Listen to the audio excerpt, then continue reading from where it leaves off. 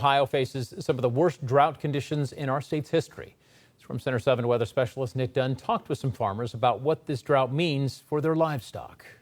Like many others across the Buckeye State, drought conditions started in late June. Levi says that until this past weekend, they had not received much rain this summer at their farm. And we had about 1.75 inches of rain since the first week of June or the last week of May there.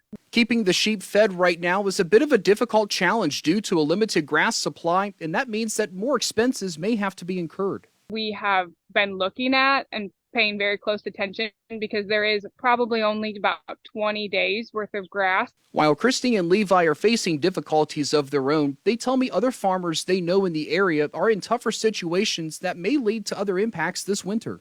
A few of our friends that are in the cattle business have already fed over half of their hay.